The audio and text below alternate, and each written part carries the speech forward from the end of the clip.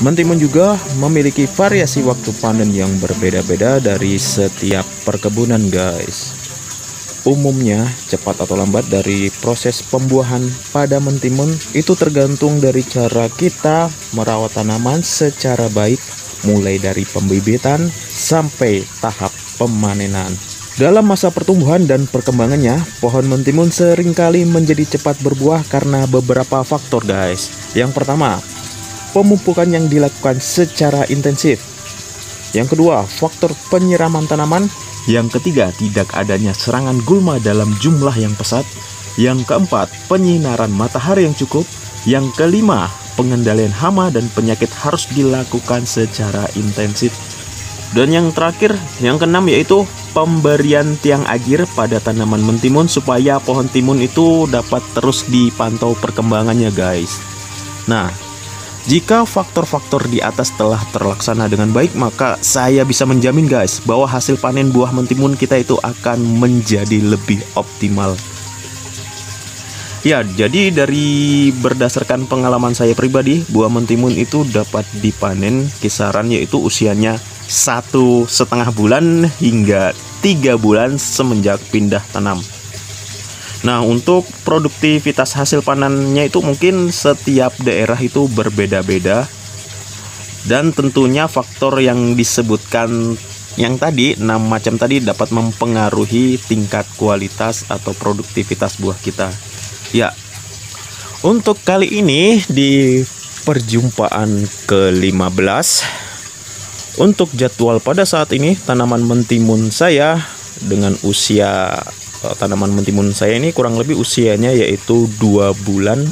Saya akan melakukan pemupukan dengan cara pengocoran dengan menggunakan 2 bahan pupuk utama, yaitu pupuk NPK dan MKP. Ya, untuk pupuknya sendiri sudah saya sediakan, itu dia, guys, ya. Nah, ini 2 bahan pupuk.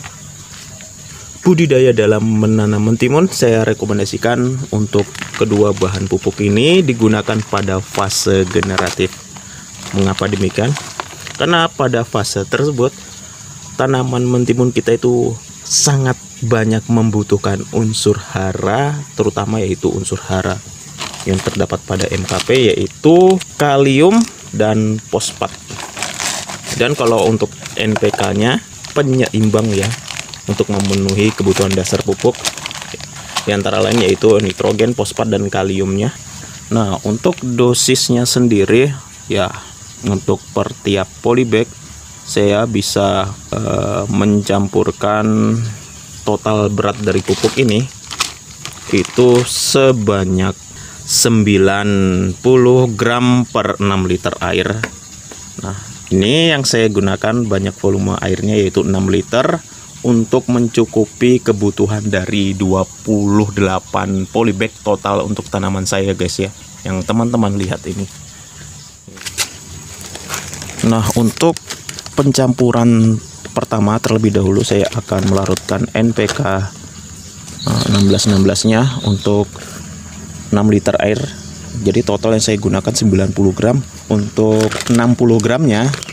Nah, untuk 6 sendok makan pada pupuk NPK saya akan larutkan sebanyak 6 liter air, 60 gram atau 6 sendok makan, ya, guys. Ya, 1 2 3 4 5 6. Ya. Untuk MKP dosis dan takarannya yaitu separuh dari pupuk NPK, yaitu sebanyak 30 gram per 6 liter air. Jadi saya akan memasukkan sebanyak 3 sendok makan. 1 2 3. Oke.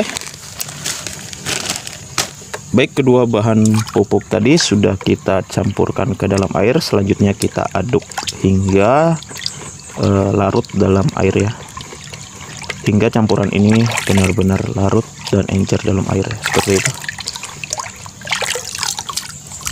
Oke, dirasa campuran ini sudah larut, langsung saja kita aplikasikan pada tanaman mentimun kita.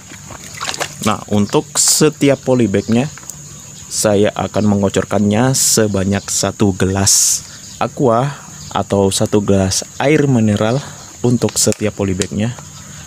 Nah, ini kisaran untuk dosisnya yaitu sebanyak 220 cc ya, seperti itu. Ya sobat, untuk pemupukannya sendiri saya lakukan dengan rentan waktu sekitar 5 hari sampai 7 hari setiap pengaplikasiannya ya guys ya. Jadi untuk kebutuhan nutrisi pada tanaman mentimun kita itu selalu tercukupi. Jika mengalami kekurangan, yaitu salah satunya mudah terjadi serangan hama penyakit. Dan yang kedua, tanaman timun kita jelas pertumbuhannya tidak subur atau dapat dikatakan kerdil. Ya, seperti itu. Baik, saya akhiri sampai di sini video kita. Semoga informasi ini bermanfaat buat teman-teman. Baik, saya undur diri. Saya ucapkan salam semangat, salam kerja keras, selamat mencoba, salam sialis tebal, dan sampai jumpa lagi di video berikutnya. Bye-bye.